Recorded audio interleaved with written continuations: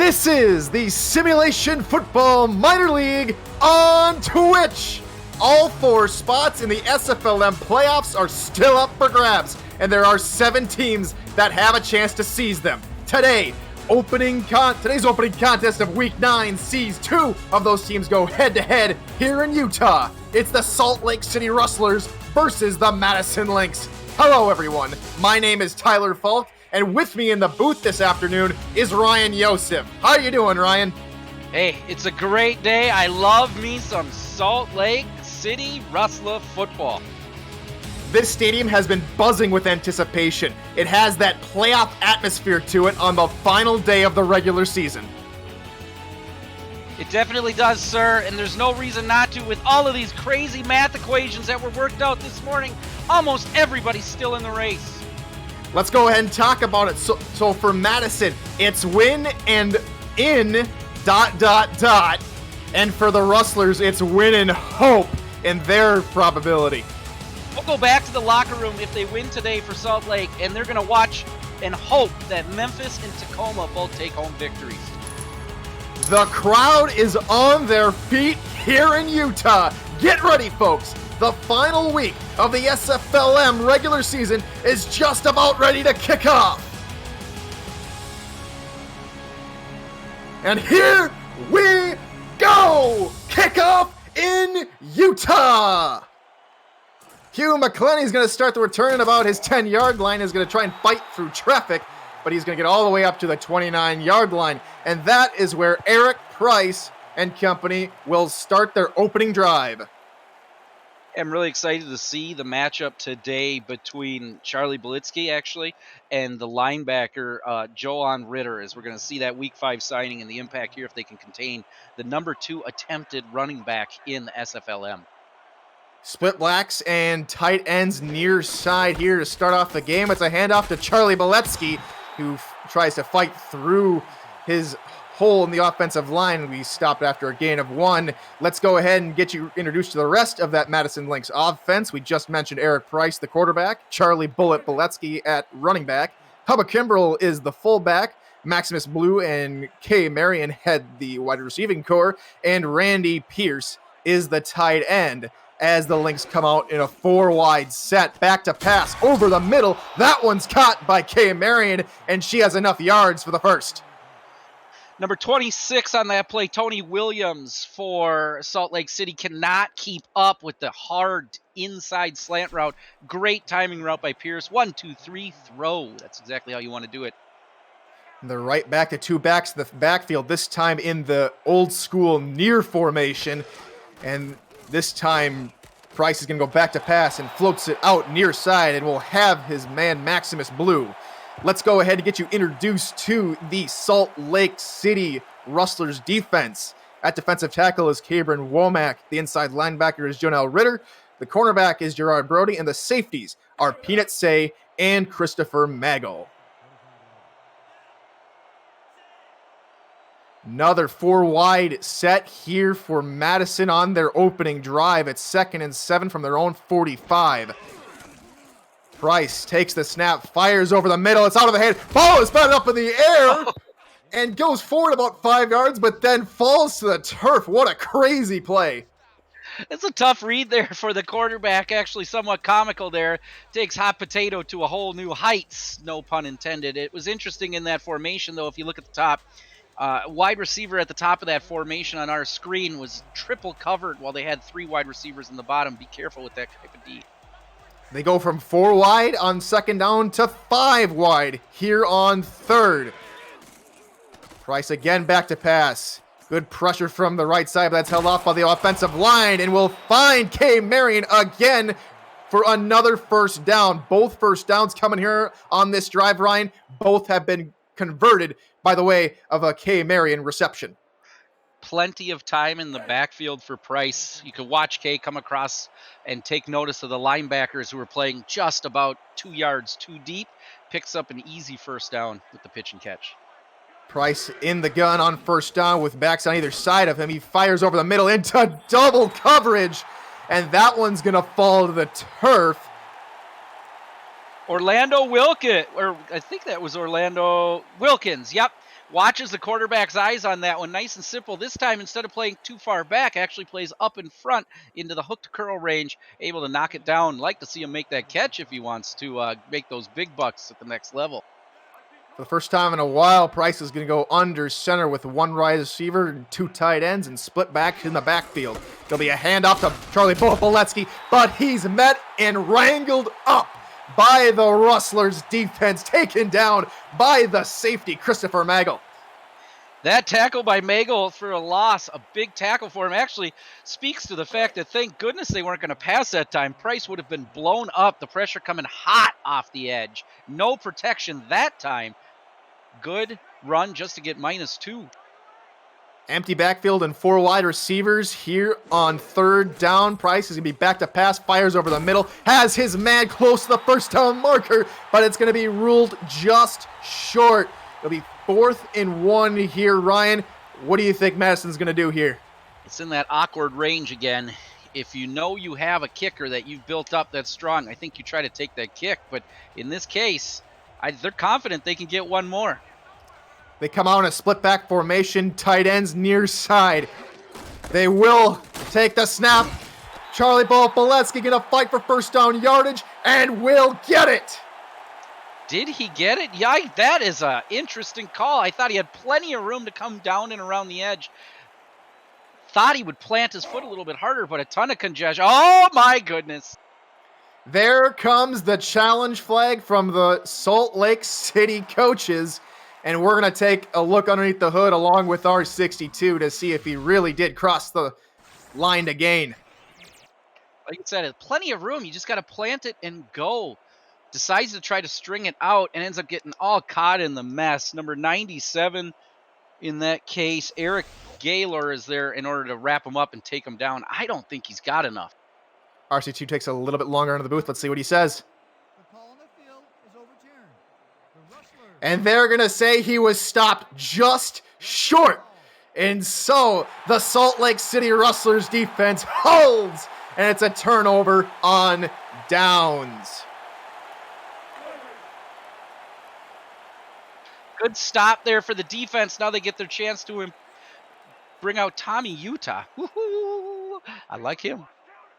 Playing his namesake in the same state as his namesake, as they're going to go 2 backs in the backfield, handoff, and absolutely leveled. What a truck right there by Mr. Watson.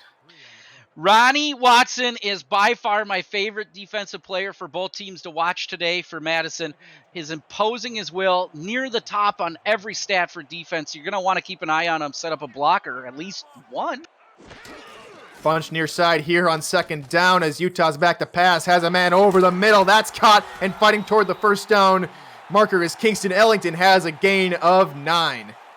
Great gain for Ellington, but the win here for Salt Lake is actually between the tackles. On that play again, they send Ronnie Watson up the middle. He gets stuck in congestion, able to dump it off right over the top of the pressure. That's a big 9 yards that could have easily gone for a loss.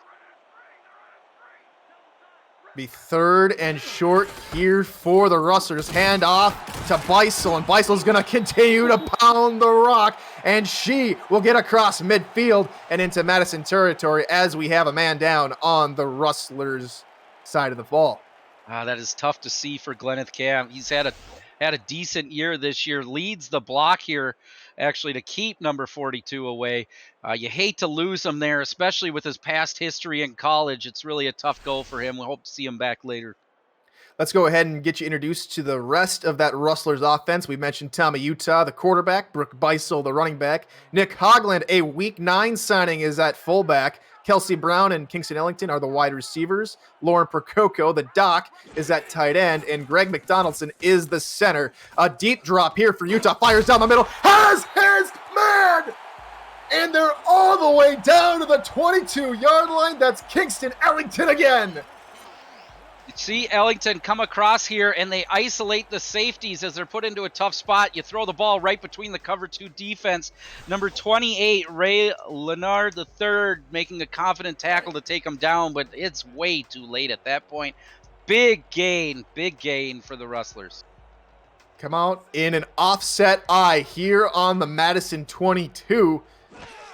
Utah can go back to pass. 5-step drop, fires near side, has his man who turns upfield and gets all the way to the Madison 14-yard line. And let's go ahead and meet that Madison Lynx defense. Dan Tritz is the defensive tackle. We've been talking all day so far about Ronnie Watson at linebacker. Leo Morris is the Week 5 signing. He plays cornerback. And we have 3 safeties on this Lynx defense. John DeSantis, Ray Leonard III, and Julian Valier for the Lynx. It's a 4 wide out set here on second down with an empty backfield for Utah. Has his man underneath who's going to have to quickly turn upfield, but is going to be stopped just short of the line to gain. Catch made there by Grant Hickman.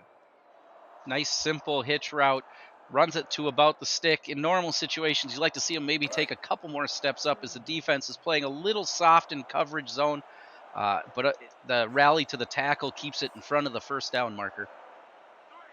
Another third down, another 3rd and 1 here for the Rustlers. Going to be a handoff to Beisel, who gets stopped in the backfield that time, and that's going to bring up 4th down. Great pressure by Morris to get up and get into the backfield. His first 2 steps on that play were forward, and his gut, his feeling pays off for a 2-yard loss. That's really a pivotal stop with the way that Salt Lake was moving the ball down the field earlier in the drive.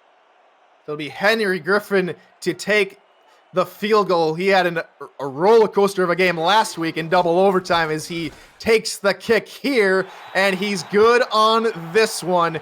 Salt Lake will lead here in the first quarter 3-0. I like the fact that Salt Lake can get their 3 points on this drive because you need something. You need something to get you moving back in the right direction here after a big stop on your defense. 3 points are valuable. It'll come down, though. I'm excited to see how Madison responds to that 4th down stop on their last drive. So what are you watching here? This is the Simulation Football League. You're watching the first controllerless esport where strategy and AI, instead of thumbs, determines outcomes. Teams submit game plans prior to the simulation, and the results play out live here in real time, with hundreds of viewers turn players, scouts, coaches, and team owners on the field to create an all-new kind of virtual reality. Visit www.simulationfl.net for more information. Hey, thanks, Shaker. Is it Shaker or we think it's Shacker? Shacker 3. That's 19 months. Thanks for the Prime Gaming sub. That's Stephen Hacker in chat, trying to dissect his username on Twitch. Welcome to everyone who has joined us on twitch.tv/simulationfl for this game. As we get an update on Kenneth Clamp, he'll be out for the rest of this game with that injury. Ouch, that's a tough loss. You definitely want to still be able to establish a run later in the game. It'll be interesting to see how that plays out. After a good run up the middle from Charlie Boletsky, it'll be 2nd and 7. Empty backfield again here for the Lynx as Price is going to go back to press. Pressure on the middle, and he's going to be thrown down for a sack. There's Julius Arnold getting to the quarterback. Last drive, it seemed like Price had plenty of time, but the offensive line just does not hold up on the twist pressure applied here, and he's got to get rid of that football and feel that pressure a little bit quicker. It was right in his face. No excuse for not seeing it come.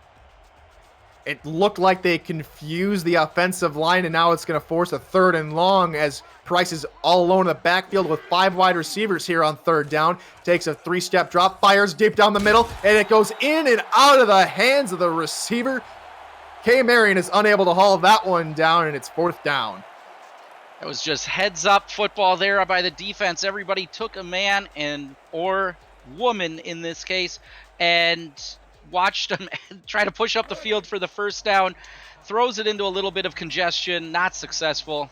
We see a 4th and long for a first time today.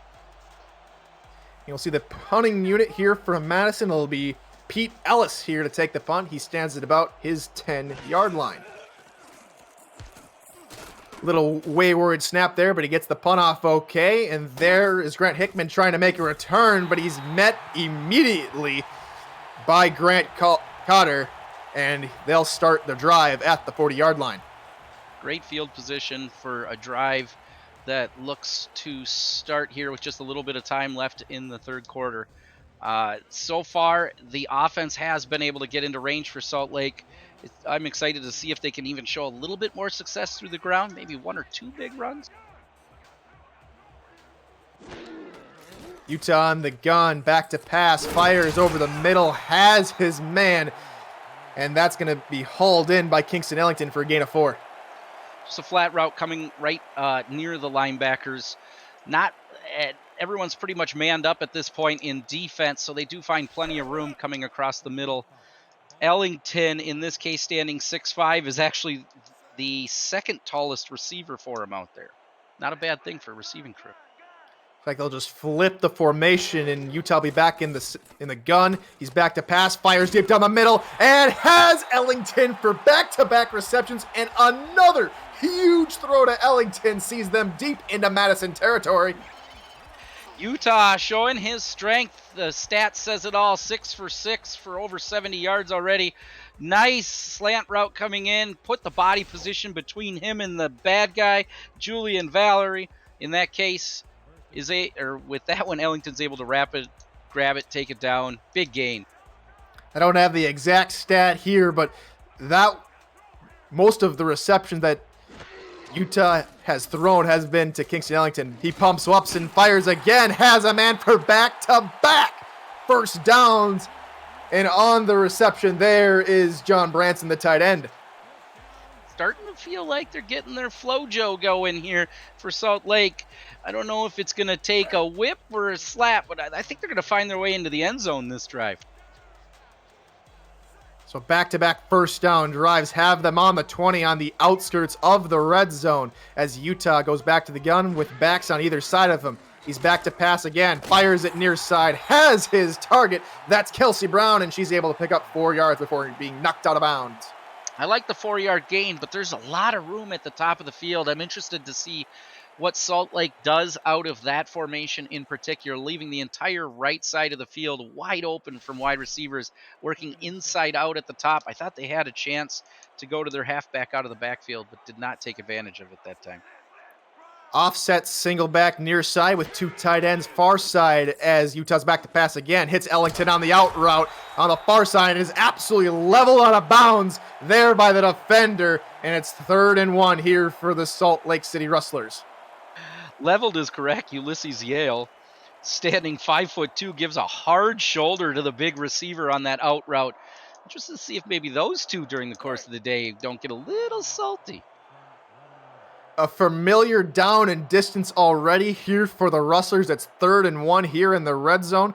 They're going to look to convert here as they failed to do the last time they were in this area.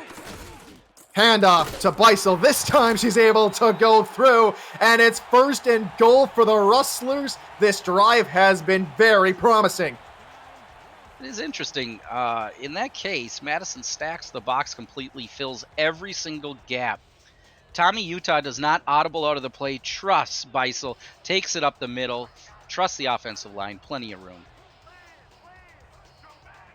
Offset eye behind Utah here on 1st and goal. Be another handoff to Beisel, who's going to get wrapped up right at the line of scrimmage by Ronnie Watson and company.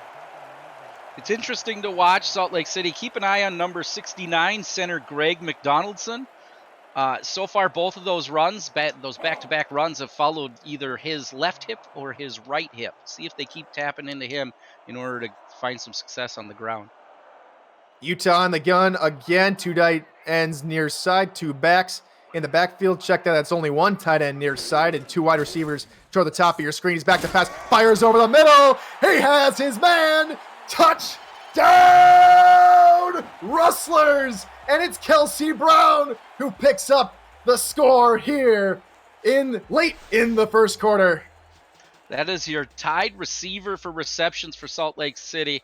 I love that pass, although I'll say I held my breath. If it wasn't Tommy Utah, I might have had a little bit of a heart attack right into congestion. Veins of ice. So it'll be Henry Griffin here to take the extra point here for the Rustlers. Snap spot.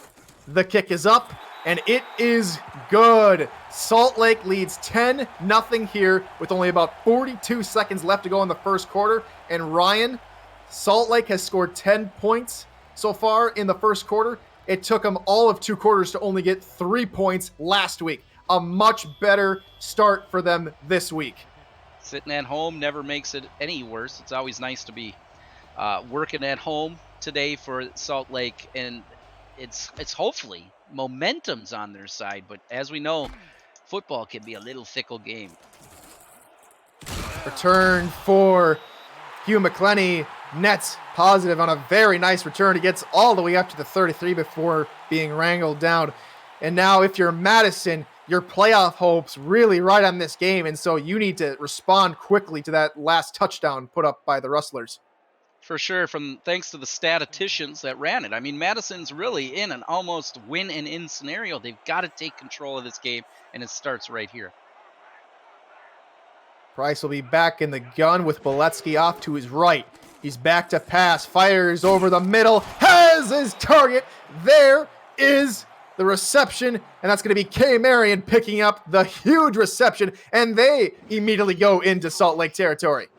Oh, nice pass right over the outstretched hands, number 23, Christopher Magel, but it seems like the only success today coming for is through K. Marion.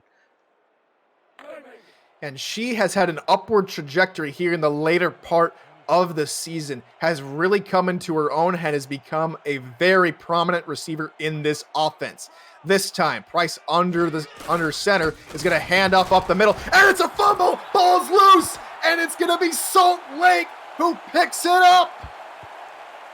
Magel goes from outstretched hands to fumble recoverer in this case. Just a no excuse. Maybe doesn't get his hands on the ball in time to tighten it up coming up the middle, but you got to be safe with it. Christopher Magel, though, quick on that fumble recovery.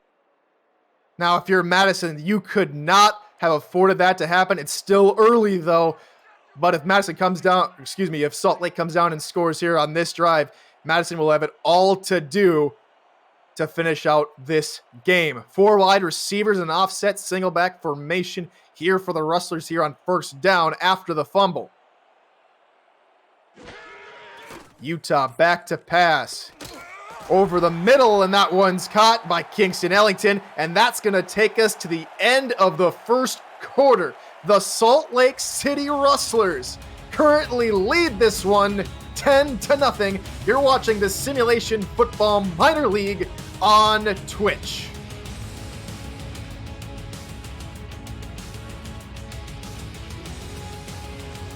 Welcome back to Salt Lake City, Utah. My name is Tyler Falk. Up here in the commentary box with me is Ryan Yosef, and the commissioner Cameron Irvine is our producer.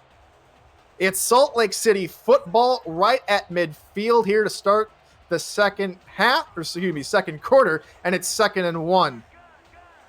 Utah in the gun, backs on either side of him, and 2 wide receivers near side. He's back to pass, pressure coming. He gets the pass away, but it's going to be behind the line of scrimmage. Good catch there by Zane Beard, the backup halfback, to haul that in. Good catch, but sometimes you just wish that they would they drop it sometimes, huh? Maybe, but now... Hey, Salt Lake still, I don't think, has an incompletion, so... That's a stat to be worried of if you're Madison. And Utah back to pass again. It's a 7-step drop, deep ball over the middle, and there's the first incompletion. What a play by the safety Julian Valier to knock it away, and it's 4th down. That's the kind of stop Madison needed. Salt Lake, I'm really surprised they go for a big chunk in that situation. Maybe you expect Madison's defense to play tight, but all of those corners and safeties were back there ready to knock that ball down. So one of the first times today we'll see Frank Gussie come on and punt this one away here for Salt Lake City.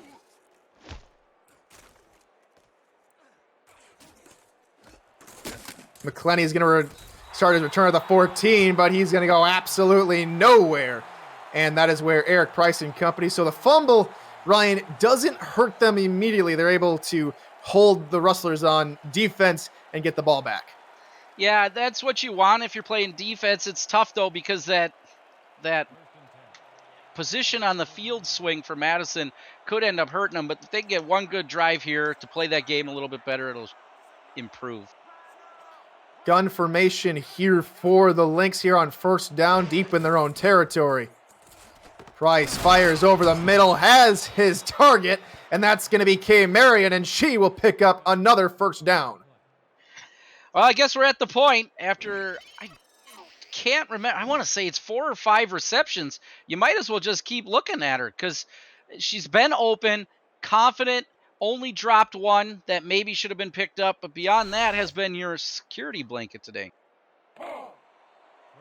Always good to have a reliable receiver, and she has been just that and more here so far in this game.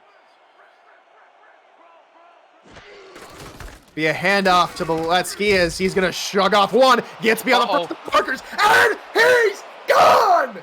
He's going to go 76 yards and take the Lynx down to the end zone. Touchdown, Madison! Beletsky does it the way Beletsky be doing it, right? With the number of attempts is that what matters. Sheds that first block or tackle and then is off to the races. You're confidently calling that the bullet is gone already, and I'm over here going, are you sure? Are you sure? Are you sure? And they just run out of yards. Not enough time for number 23, Christopher Magel, to take him down. So the Lynx respond with a touchdown of their own here in the second quarter, and it'll be Joseph Bumgardner here to take the extra point.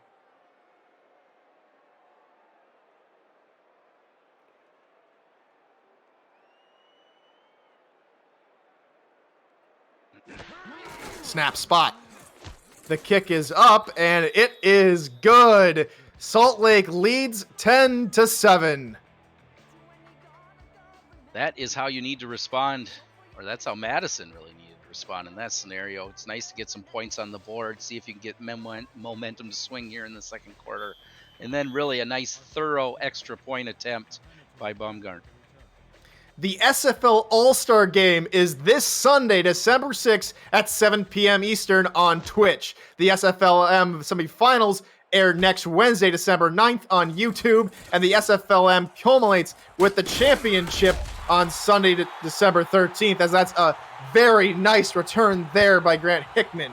So watch the latest opportunities for veterans to show off their skills from Season 15, and check out the last opportunities for rookies to showcase their growth ahead of next year's draft this week and next on the SFL family of networks.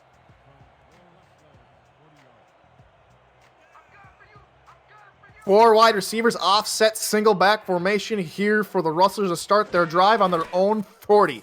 Utah back to pass, fires underneath onto the middle, and that one's going to hit his receiver's hands and fall incomplete.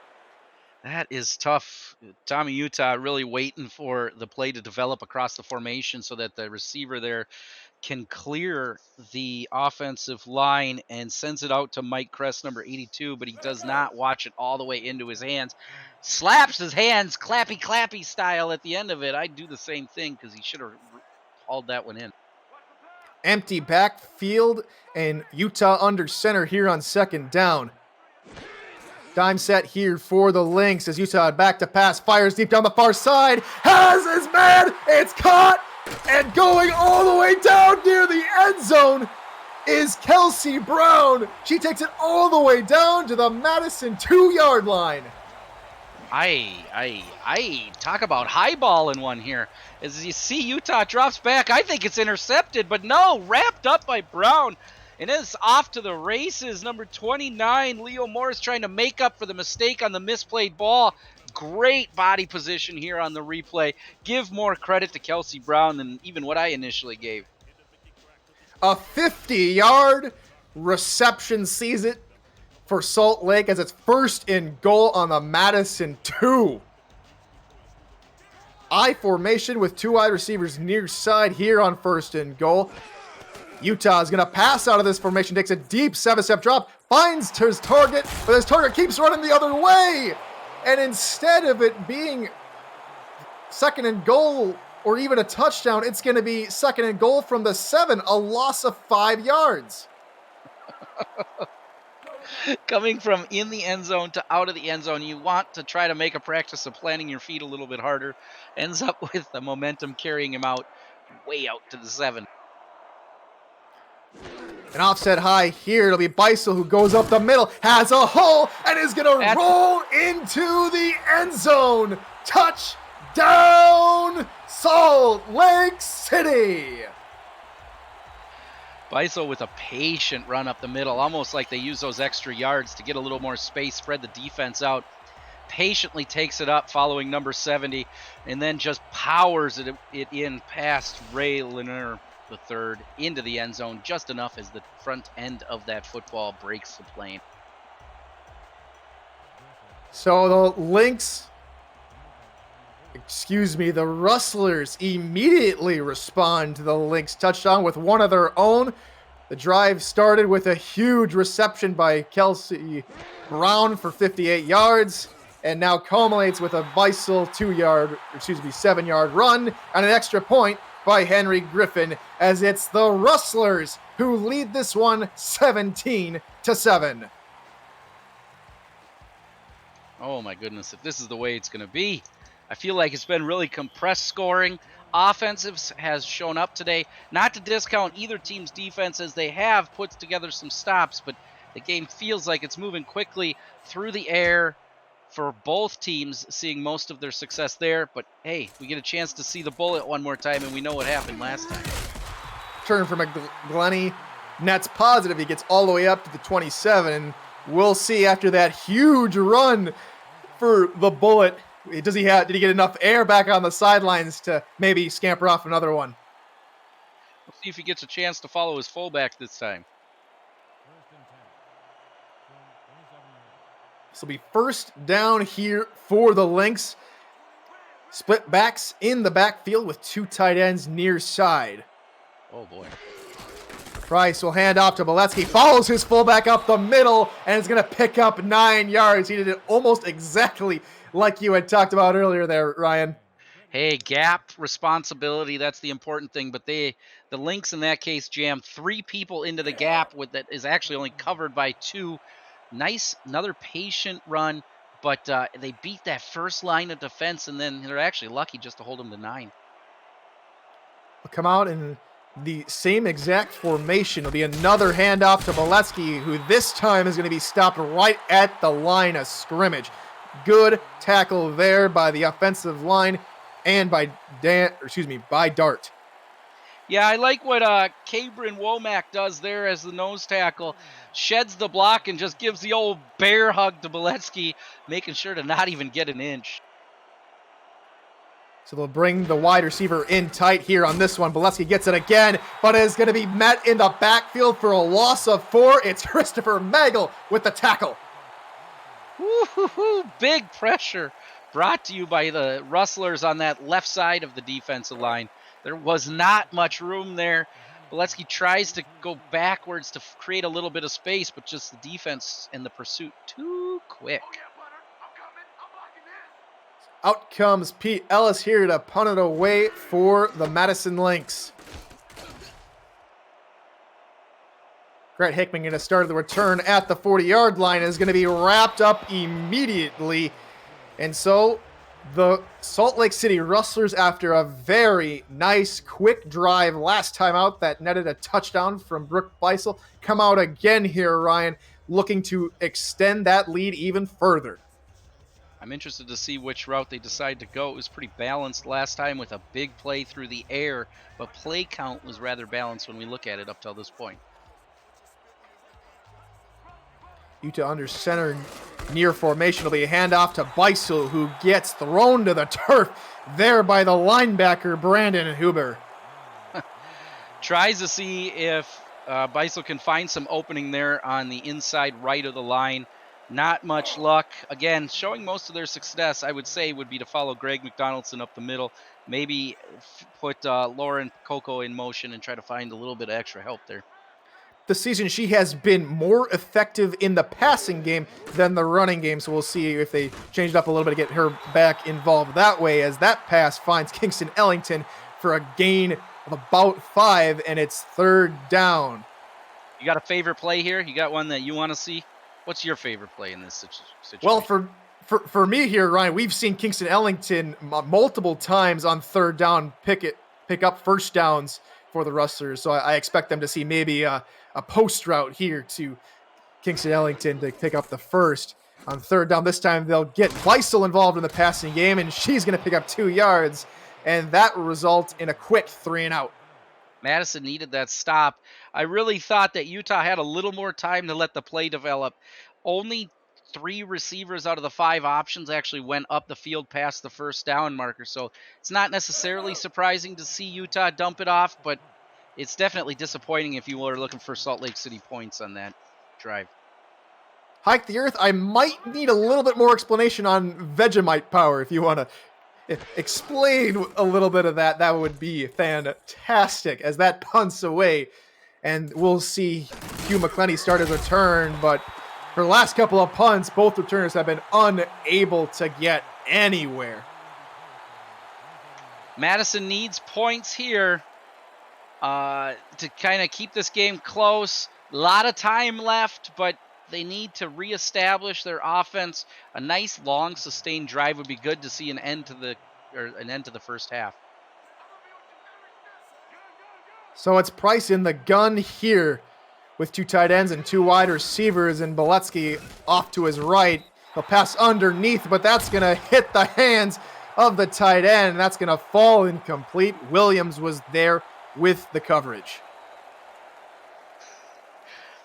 I'm not going to lie to you. I might have missed that play. I was over here trying to help out by Googling Vegemite power. Did not find a bunch on it. I mean, I did, but nothing that makes sense.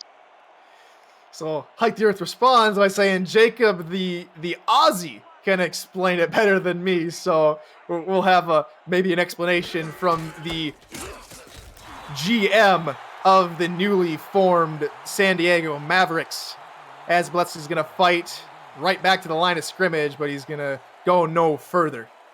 Jonell Ritter jumps on the back in order to take him down. A nice inside linebacker there, a week 5 signing, standing 6'4", 255.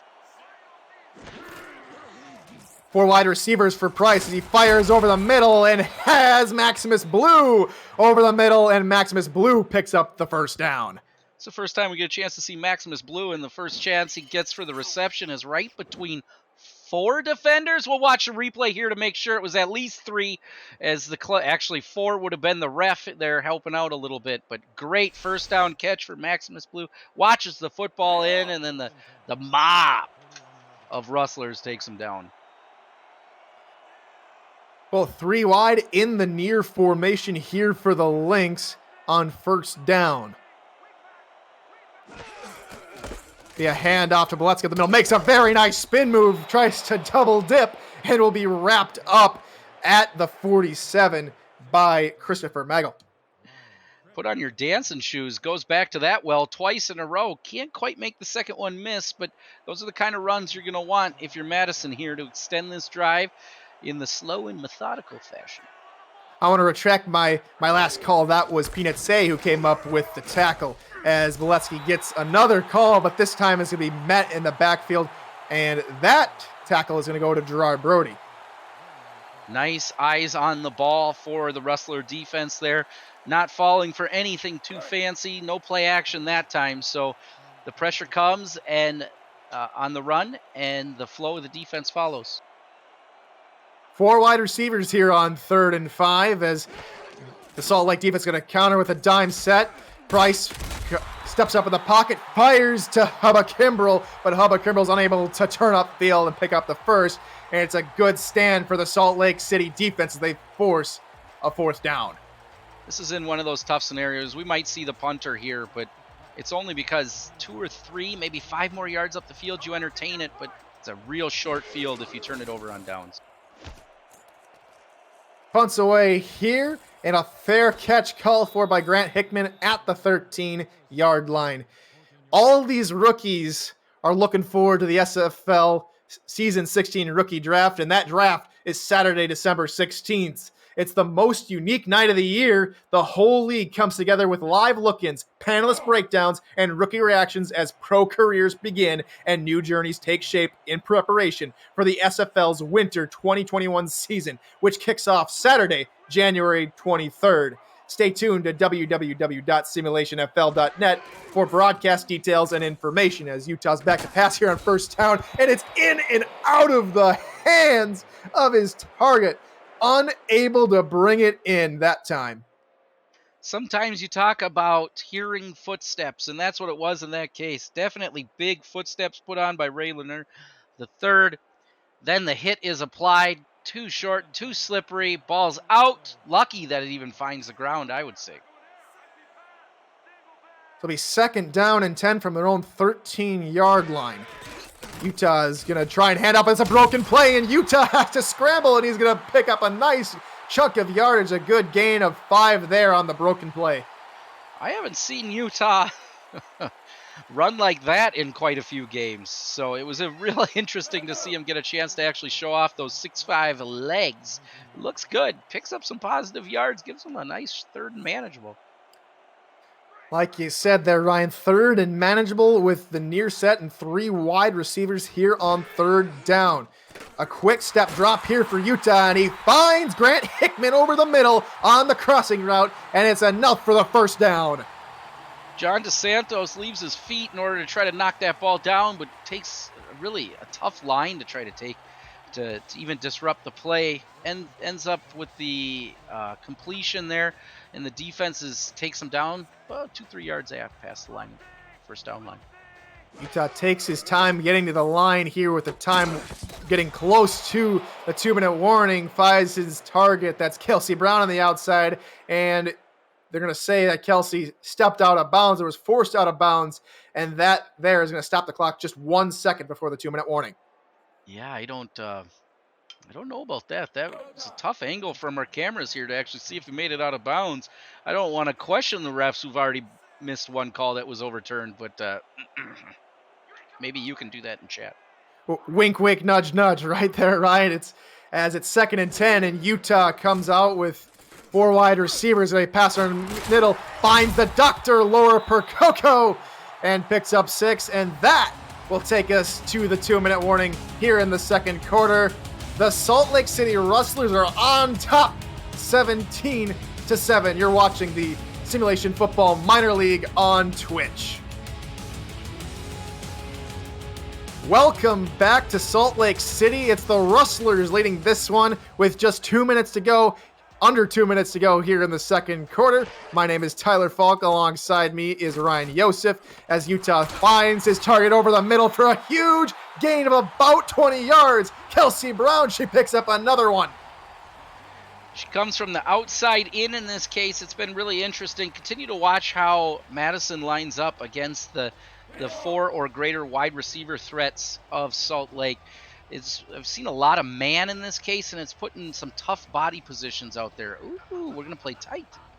A heavy set here for the Rustlers. Under 2 minutes to go as Utah's going back to pass. Fires over the middle. Has his target. That's Lauren Percoco again. She's been reliable for the last couple of weeks, and she shows why she has been with that play there as Utah and the Rustlers go into their hurry up. It'll be another passing play. Utah finds his target underneath.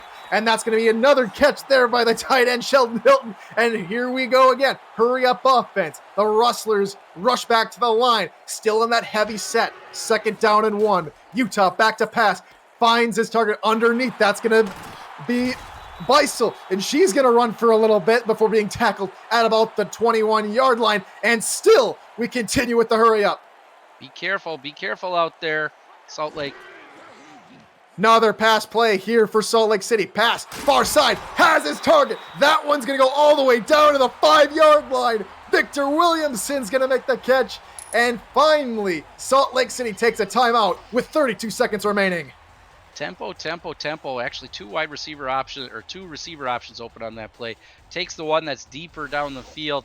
I feel that one of the most important things they did here was take a timeout. I cannot imagine the amount of pressure being put on that offensive line at this point after 5 plays in a row. Give them a chance to get a little bit of Gatorade and really set up those plays you want with 32 seconds left. Empty backfield, 3 wide receivers and 2 tight ends in the package here for the Lynx. Utah back to pass again. Pressure coming, gets away from one, fires over the middle, but that pass was maybe floated a little bit too much, and that's knocked to the ground. Only one real possible receiver out there in that route combination. That is not the one you want to call down there. You've got 3 hook and curl routes being put into place, and none of them were standing in the end zone. Their heels weren't even on the goal line. So that's a tough route combination when you're trying to punch it in here. A 2nd and goal here for the Rustlers as they come out in the gun. 2 wide receivers, new side, and a split backfield on the far side. That one's thrown over the middle, and that time they're able to connect. Kingston Ellington, touchdown! Salt Lake City, and they go up by another touchdown. Getting that foot in on the back by Ellington. He's not even carried by the defense, and it's really tough. You got both the routes stacking on top of each other, and the trust between teammates to let Ellington make that catch instead of taking home your own touchdown by Lauren Pakoko shows that these kids are getting along together. So Salt Lake City trying to go up by 17 points here before the half. Henry Griffin on to take the extra point. Snap spot. The kick is up, and it is good. The home team, the Salt Lake City Rustlers, are on top, 24-7. It's going to be. They got 3 timeouts. Does Madison? They're going to get the football here before half. They have not had a ton of success of getting big chunks through the air. Their biggest chunk coming from Beletsky on a big run that ended up in the end zone. So it's going to be a little atypical for Madison. Up until this point is what they're going to need in order to get points, but you've got to try. You cannot sit here down 17 into half. McClenny starts his return, tries to spin up field to be taken down at the 28-yard line. And Ryan, the Madison Lynx franchise, they won the SFLm championship a season ago. Right now, they're in danger of being knocked out even before the playoffs begin.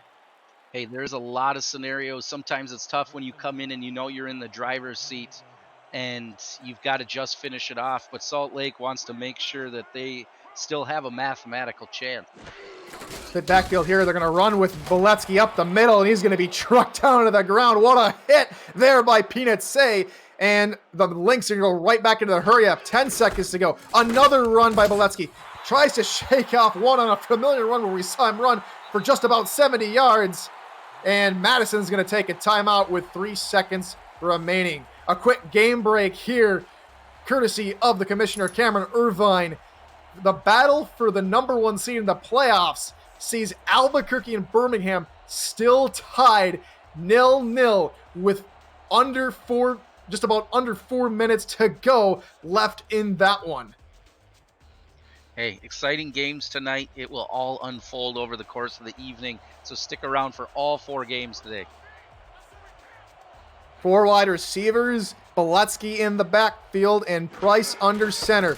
Instead of a pass, they're going to hand off to Beletsky, who tries to cut it out outside, and that is where he'll be stopped. And with that, that's going to do it here for the first half of football. And contrary to SFL Nation thought on who you got, they had the Lynx easily winning this one by a vote tally of 73-43. It definitely goes to show you that you cannot easily predict what's going to happen here in the SFLm.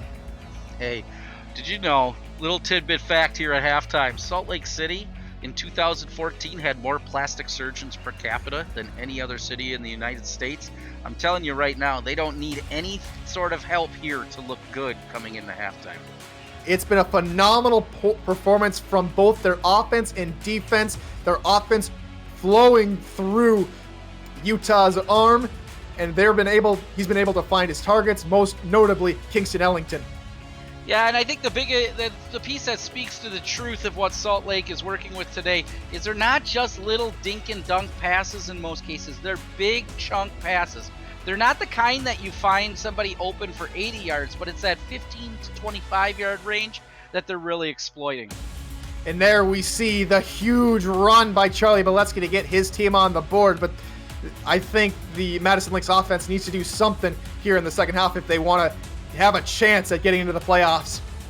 Yeah, their first drive coming out of half will be important. When you mail it in going into halftime like they did with the runs, really expecting Beletsky to bust something wide and giving him 3 opportunities while they sit on 3 timeouts, not even trying to force something, means that they trust their offense to come back in it, and they don't need to force it. But at the same time, it makes me nervous.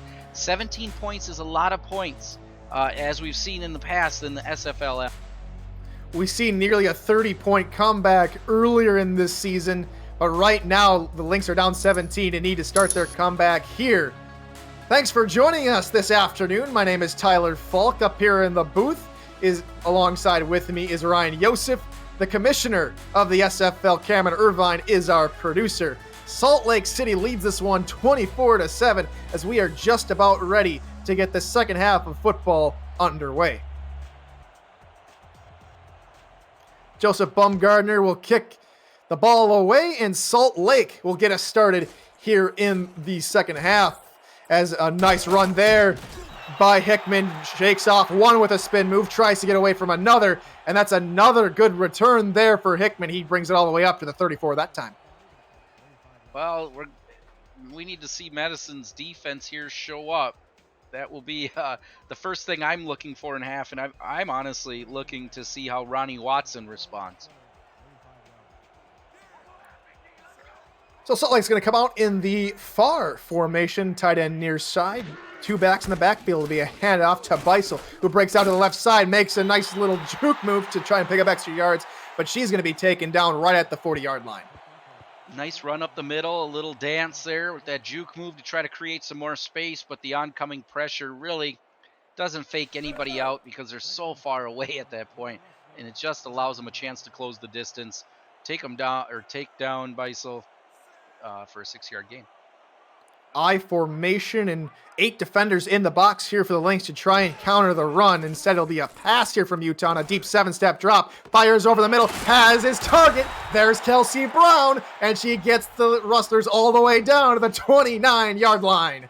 Another big chunk through the air is Brown. Utah showing the confidence here with plenty of time in the pocket.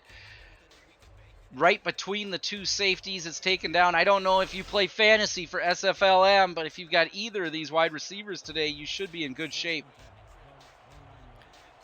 The Rustlers seem very relaxed here as they're just going to saunter up to the line and offset I. Utah, another 7-step drop, fires deep over the middle, has the target, and she's going to roll all the way in. Kelsey Brown on back-to-back deep bombs, gets them all the way to the 2-yard line. Brown this time running the same route, different side of the field. They are exploiting the space between the 2 safeties. Great pitch and catch. Sets them up with anything at the table. I'd like to see him run it, but I'm also kind of partial to just a running game. Near formation here on 1st and goal on the 2-yard line of Madison. Utah's going to hand off to Beisel, and this time she's unable to get anywhere. And Ronnie Watson has had a very nice day despite the scoreline, comes into the backfield and takes Beisel down for a loss. They put 8, arguably possibly 9 into the box. 2 in the center gap pressure in order to make sure that there is no room to run that football. And then the pursuit again just flows and does its job. Far formation here on 2nd and goal. It'll be another handoff to Beisel. She's going to try and fight forward. She'll maybe pick up half a yard, but Madison's going to stop her right at the 4-yard line. 3rd and goal. Hey, I said I like seeing them run the ball. 2 decent runs that don't really go anywhere. I wouldn't be surprised to see them go through the air. Just as important, though, they eat up clock here. Take about an extra minute-ish off the clock as if they would have just ran it in on the 1st down.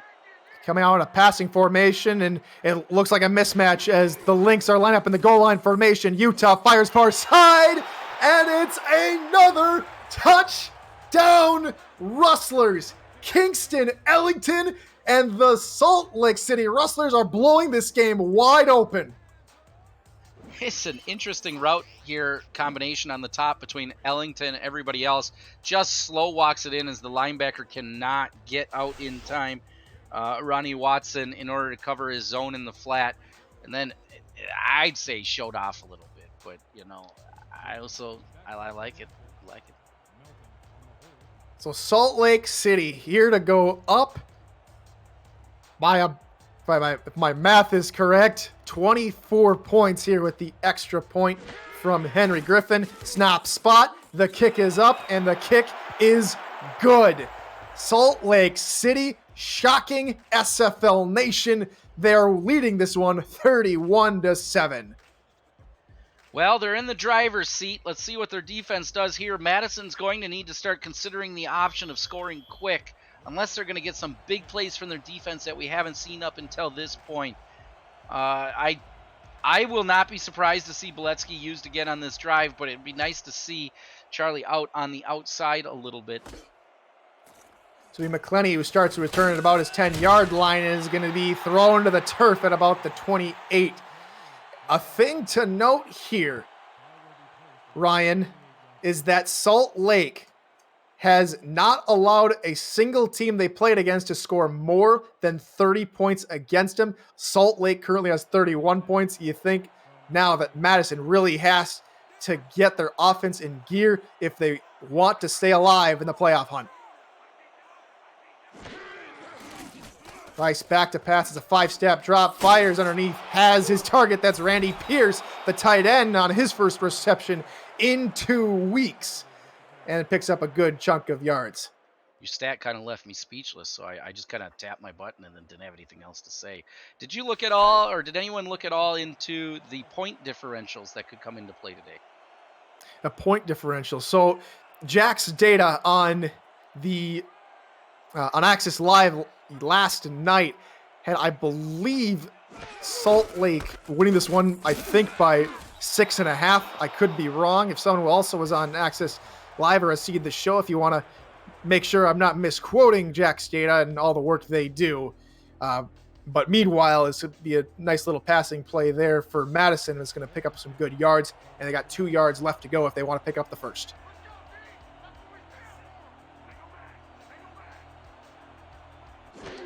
Third and 2. Price back to pass. Fires near side, and it's going to be well out of the reach of Randy Pierce, and that's going to force a 4th down. Tony Williams there, number 26, doesn't even go for the interception, just body position again. Body position is absolutely important in route running and defense if we really break these games down. And all that he does in that case is Williams slows down to make sure that the halfback or the wide receiver cannot get over in time to make the catch. So we'll see the Lynx trot out the punting unit here in the third corner. Pressure coming there on the punt, but Pete Ellis is able to get the punt away, and what a hit! A thunderous hit laid on Grant Hickman, and his return is going to be stopped well short of where he wanted to go.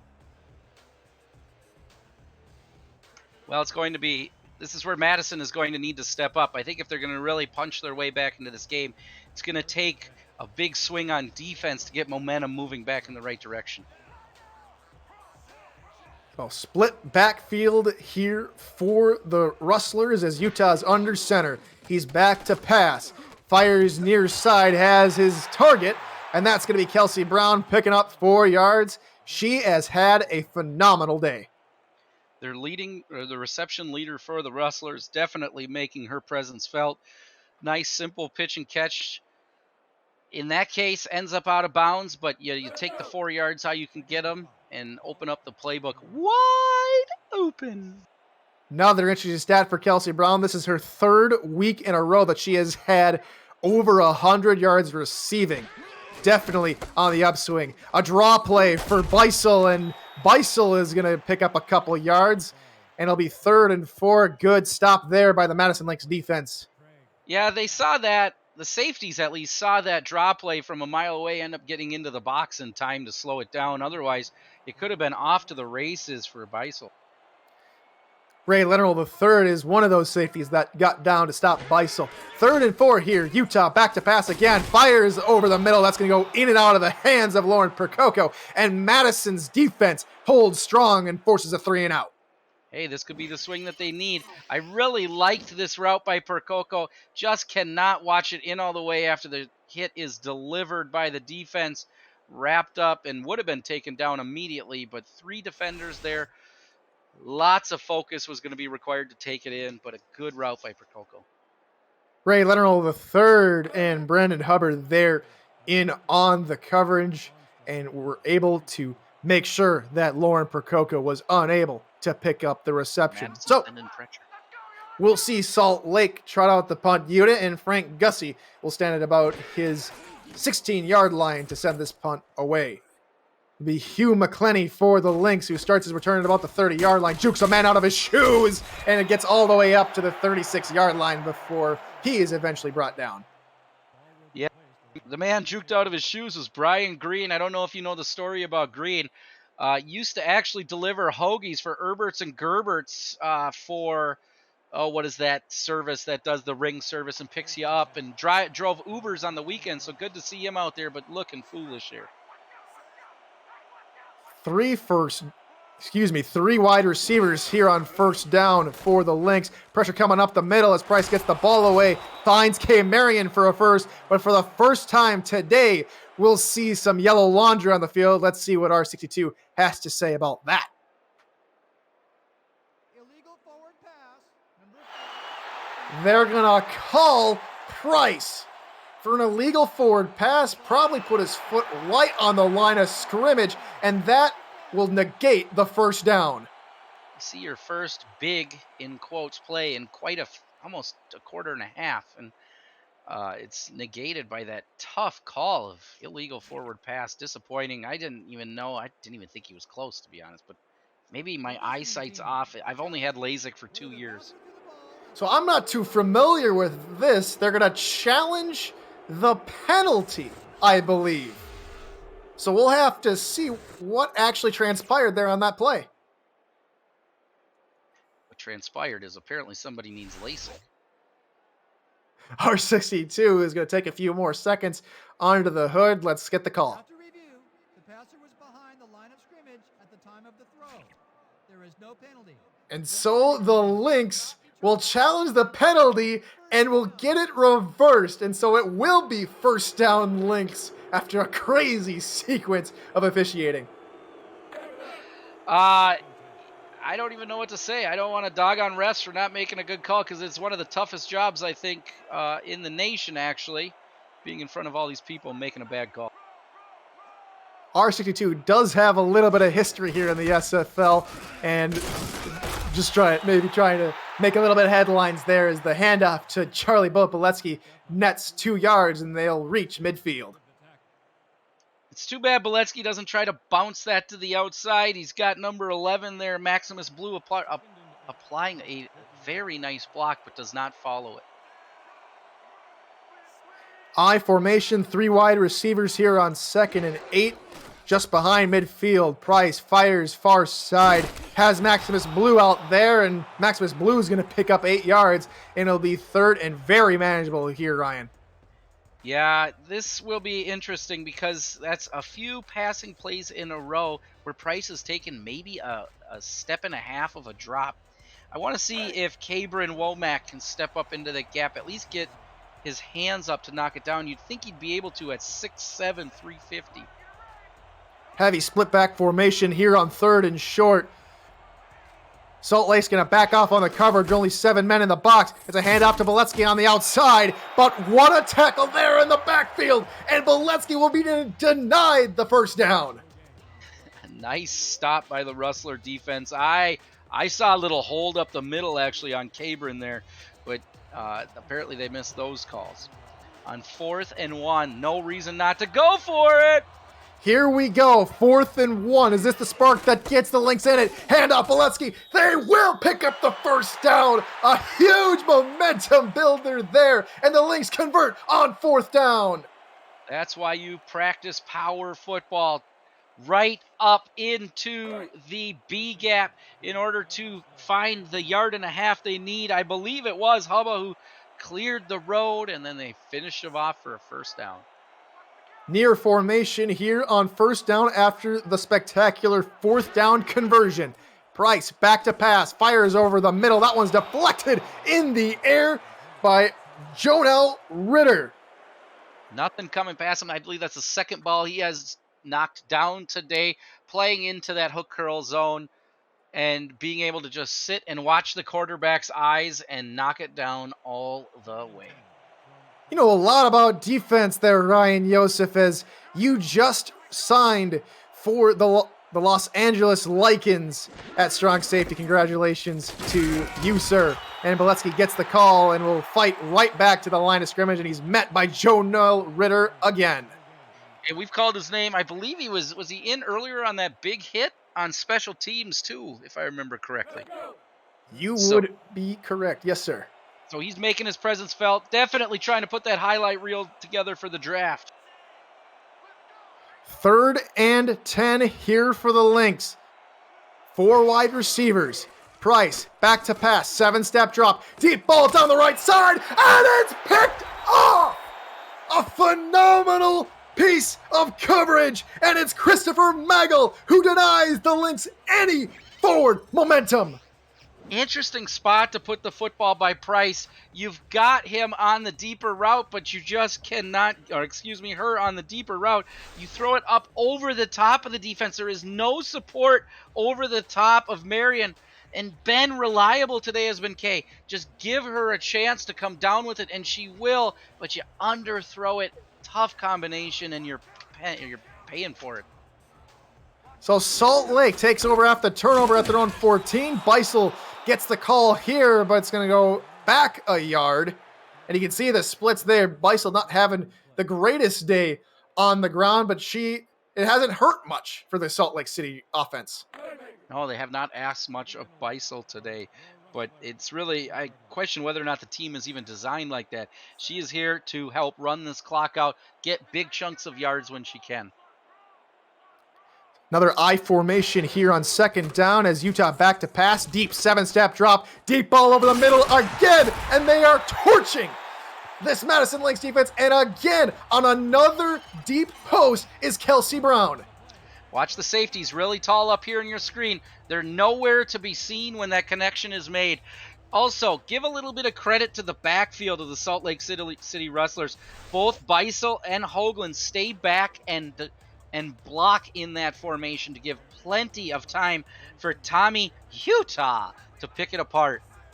And that's very promising from the Week 9 signing Nick Hoagland, who is in his debut game here at fullback. And that time, Dan Tritz gets into the backfield and puts Utah in the turf. Still plenty of time for Utah in that route combination, but they ran a little bit deeper, and the pressure gets there just in time before the ball can get released. Big sack for Madison. They need that so bad right now. Just under 2 minutes to go here in the 3rd quarter as Utah's back to pass. Fires it deep down the far side, and it's knocked up in the air and will fall incomplete. Can't miss those opportunities. Ulysses Yale, in this case, goes up and gets the pass deflection. But they needed more than that, was Madison. Really saw that ball in all the way. Another case of a slightly underthrown. Great coverage by Yale and number 84, Kingston Ellington. So a phenomenal piece of coverage to deny Salt Lake City having another huge play. And it's 3rd and long here for the Salt Lake City offense. Utah is going to be back all alone in the backfield. They have 5 wide receivers. Madison counters with 6 DBs. Utah back to pass. Fires far side for Ellington, who has another grab. It's a huge 3rd down conversion to Kingston Ellington, and the Salt Lake City drive continues. Wow, I did not see that route combination coming out of the 3 receivers at the top there. Works the outside of the defense. This is actually a positioning route based on that outside safety, Yale being exposed again. That's where it's almost painful if you are Yale or Ulysses in this case, because you had the chance to stop the drive. Then on the next play, you give it up for the 1st down. 2 wide receivers out of the formation, offset I here in 1st down as the Rustlers continue the drive in Madison territory. It'll be a handoff to Beisel. She's going to try and bounce it out to the right side, and it will only pick up about a yard. The Lynx defense read that play very well. Whew, tough hit delivered, hangs onto the football. Good play by Madison. I still would like to see Dan Tritz get another sack here. You know, I believe he is the sack leader in the SFLm. We need to see some more appearances today. 3 wide receivers in the far formation here. It'll be a draw play. Up the middle is Beisel, and that draw play works very well as Beisel is going to pick up 7 yards, and it'll be 3rd and 2 on the Madison 35.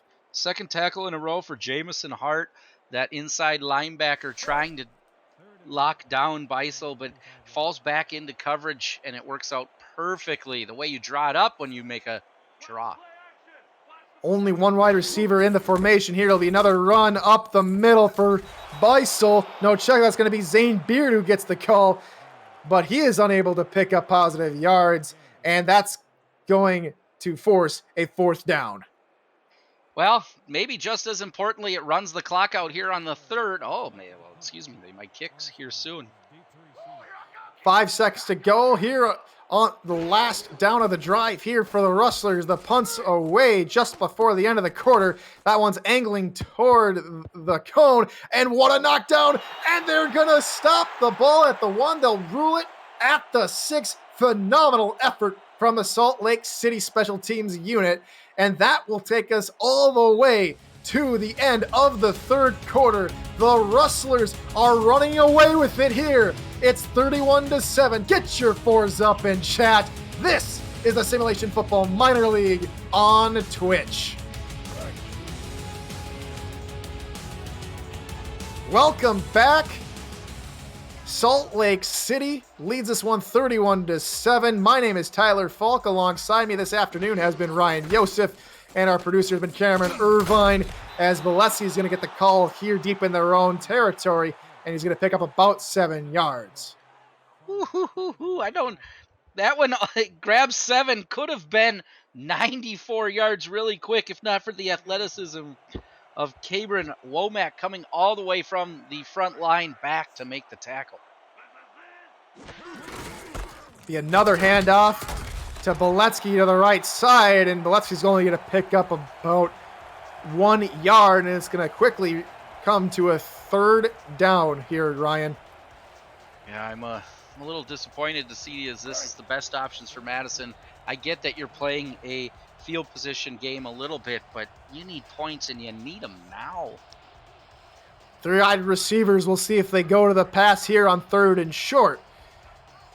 Price is going to change some things up at the line. Indeed, he'll try and roll out. Going to pass the near side. Has Maximus Blue, but they're going to rule that he stepped out of bounds before he caught it. We'll have to see if Madison tries to challenge it here. That this could, with the score, could very well be the end of the game for him. Indeed, they will challenge the spot of the catch.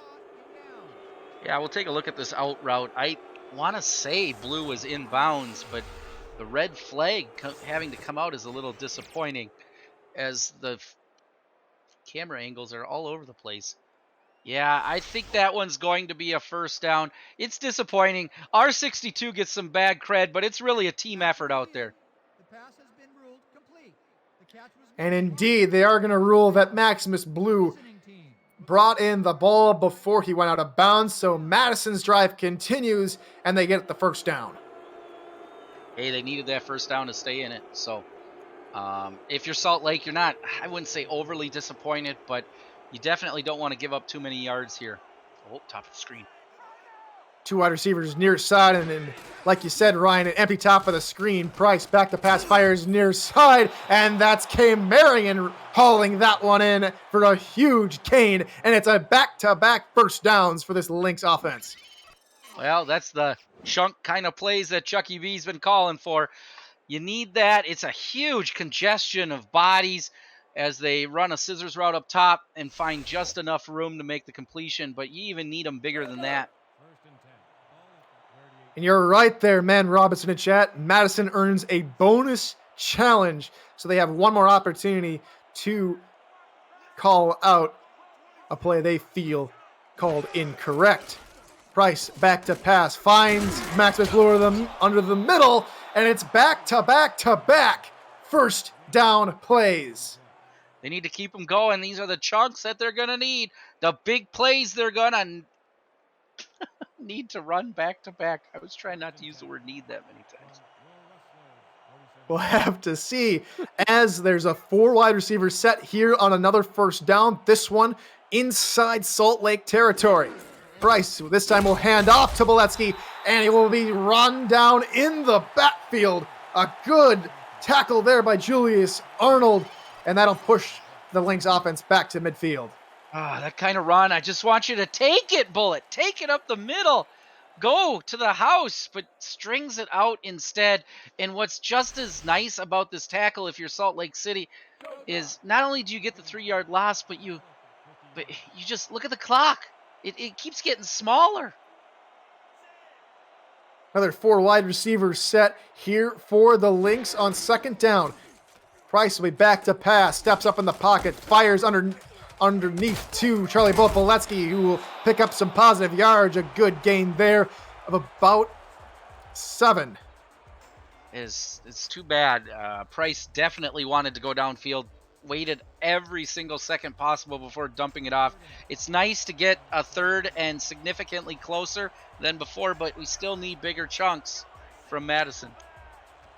Trips near side here for the Lynx here on third down. Can they convert another one? Pass over the middle. That one's caught by Randy Pierce, the tight end, and it indeed is another first down. I believe that's 4 on the drive.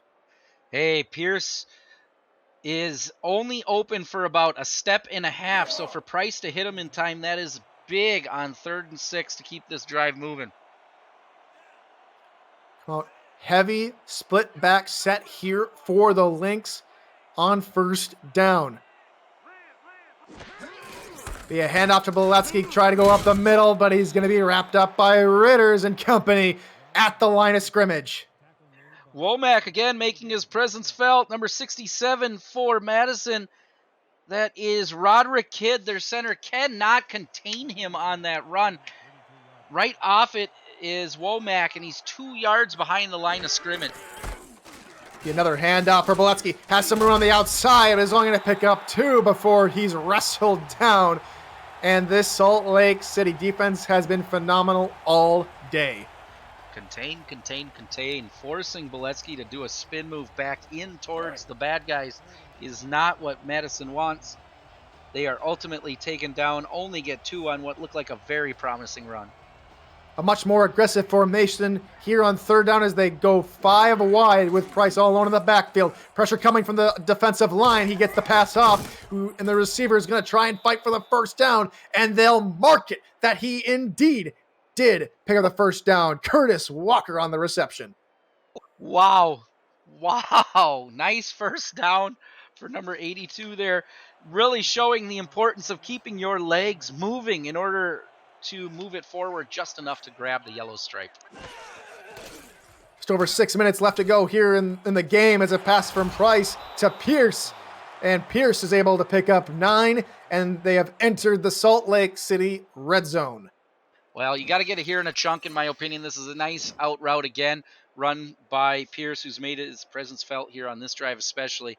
And a solid tackle by number 26, Tony Williams. He's shown up a few times today. This is a good spot on 2nd and 1 to try to get it into the end zone. It sets yourself up with still plenty of options on 3rd down if you don't make it. Update in the battle for first place going on the SFL YouTube channel, courtesy of David Leathers in Twitch chat. Albuquerque is up 14-0. Ryan Green on the run up the middle with no room because Green, who's 6'2", 300, just puts his beefy body right in the middle. Now this on 3rd down feels long. Maximus Blue, the lone wide receiver at the near side of the formation. Price is going to change up the play here on 3rd down. It'll be a handoff to Boletsky. Check that, not Boletsky. That's going to be Zane Beard, who this time on this drive is able to pick up the first down. Interesting decision there. It's almost like a matchup game. Madison decides to put Boletsky out in a different spot to maybe run the defense away. And our little 21 friend, Zane Beard, grabs the first down. Now it's 1st and goal. 1st and goal here for the Lynx. 2 wide receivers near side. Price back to pass. Throws near side. And it's K. Marion. Touchdown, Madison. Kay says, I don't need two hands. I only need one. Let me pull it down there, palm that beautiful football, control the tip, they say. And that's what she does. She grabs it, hauls it in. Big touchdown in the back of the end zone. Pending the extra point, Madison would only be down 17 points. We've seen crazy things happen in the SFL and the SFLm, so anything can still happen in this football game. Snap spot, the kick is up, and this one is good. Madison gets back on the board, but they're still down. Salt Lake leads this one 31-14. And Sector 6 is the official apparel provider of the Simulation Football League. Visit team stores and libraries for purchase options through sector6apparel.com or through our website at www.simulationfl.net. Just hit the shop button as the Lynx are lining up for the onside kick. It's a high bounce off the hands of the hands team. We'll have to see who recovered it. Was that 45? Oh. They're going to say that Salt Lake recovered the ball, so with 4 minutes and 33 seconds, the Salt Lake City Rustlers look to just milk this clock away. And if you're a Salt Lake City Rustlers fan, with the win here, they would need, as we mentioned here, Ryan, earlier, Memphis and Tacoma to win in their games coming up later this evening. Okay, folks, we're just showing off now as Bessel runs out and does a one hand of her own before being carried out of bounds for a 1 yard gain. That is just fancy football. Picks up 1 yard on the fancy catch, and so it'll be 2nd and 9 here for the Rustlers in Madison territory. Come on, heavy offset I set here on 2nd down. Madison's going to stack the box. There's 9 men in the box to counter what looks like to be a very heavy run formation. Instead, Utah pumps once, fires far side, and it's a huge play of about 20 yards. A huge play there. Hey, they're dumping it in over the top of the pressure applied by the defense. It's a nice route combination and just out of position as both of the defenders. They need a big play. I think it's time to give up the zone. Just start heading to man if it's possible, because you've been getting exposed at the safety level all day, and it's no fault of the safeties. It's just the way the plays are drawn up. In the other game, Tucker Warner hauls in an 81-yard touchdown catch. So it's Albuquerque 14, Birmingham 7 with just over 10 minutes to go in that game. Thank you to Man Robinson in Twitch chat for bringing us that information. As Beisel gets the call here, and she's going to try and bounce it out to the near side, but to be taken down behind the line of scrimmage by Brance Hubbard. Those are the kind of stops you're going to need. You need a few more to keep them out of field goal range. I believe, if my math serves me correct, you're going to need about 5 more yards back just to keep it safe if you're trying to punch your way back into this game. So 2nd and 13 upcoming here for the Rustlers offense, and they're going to come out in a very familiar look. The offset I, heavy set formation. They passed out of this formation last time. We'll have to see what they do here with just over 3 minutes left to go. Indeed, they'll go back to the pass. Utah scrambles out of the outside, finds Beisel on that side, and Beisel's going to pick up a good gain of about 11. So it goes from a 2nd and 13 to a 3rd and 2.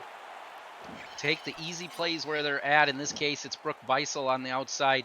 Just dumps it off before pressure can get to Utah, and then Beisel makes something special of it on the in order to get it within a 3rd and manageable. So 3rd and 2 here for the Rustlers. The Lynx need to get the ball back in order to have a chance to defend their title if they want to make a couple of quick scores, but they have to start by forcing something here on 3rd down.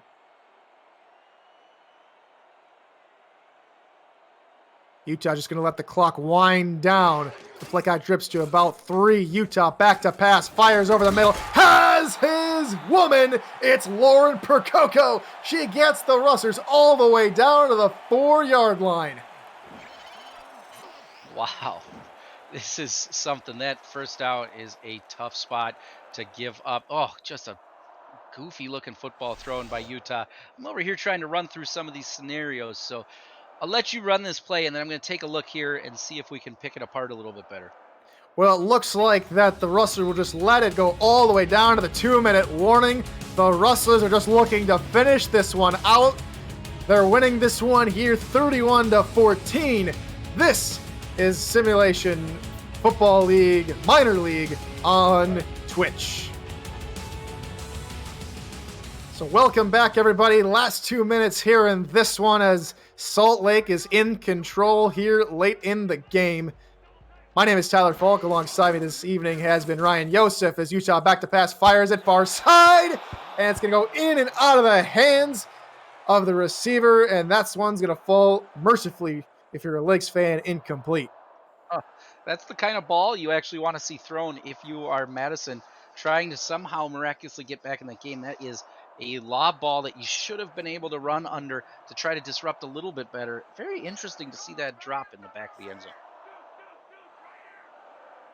Heavy set here for Salt Lake. They're just going to let the clock wind down a little bit. Pass over the far side. Almost same exact play. And that time it's going to be batted out of the air. Leo Morris with the hit that ends up going across the back of his helmet. We get a little doink action. Again, that's the type of ball you want if you're Madison in order to run under. They just got to get those corners and safeties in the right spot to take advantage of it, because it's going to quite literally take a pick six to make this interesting.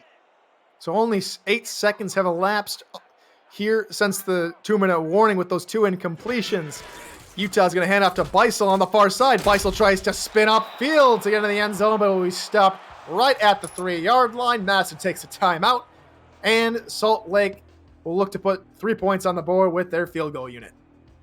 Hey, if there's anything we know about the Simulation Football League, fireworks can happen, and they can happen fast. Crazier things have happened in my experience watching football in the Simulation Football League. It'll be a 20-yard field goal try here for Henry Griffin from the left hash. Snap spot. The kick is up, and this one is good. Salt Lake add a little bit more on to their lead. It's 34-14. You want more SFL content? Our Discord community has podcasts, articles, and highlights about the league, its teams, and its players. Subscribe to our YouTube channel at Simulationfl and visit our website at www.simulationfl.net for more news, features, and information. Chucky B in chat says, "Let's go. Oh, let's make some miracles." As Hugh McClenny starts to return deep in his own territory, and he'll be bring it up all the way to the 26-yard line. Ryan, did Madison make something happen, or are they just playing for pride here? It's a tough one, especially when we look at it. I mean, a loss here for Madison almost guarantees a 7th seed. So I don't know if it's a pride game at this point. You just got to get out there and see if you can get back into it in some crazy lunatic way.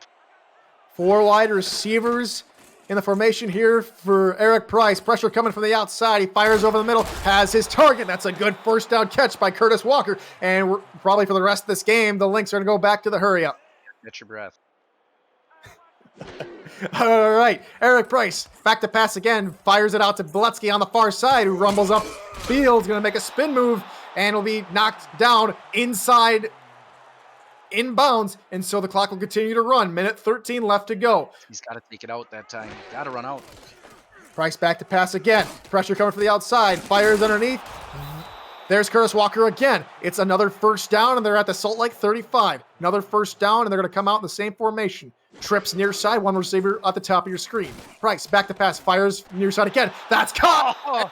Maximus Blue was in the process of spinning and just goes out of bounds. So it might not be a touchdown, but he does stop the clock.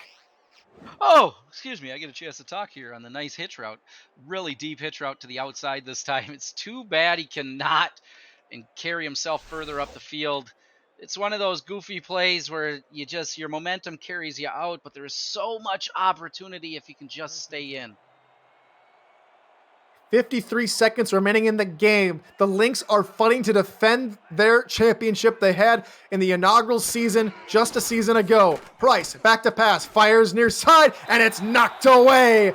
Tremendous defensive effort there from Tyler Gand. It'll be interesting as the season most likely wraps up for Madison here today to catch that post-game interview with Maximus Blue, showing some major frustration after this play, wanting a chance to help his team out, but not finding any space on the outside. Really kind of the story of the game for Blue today.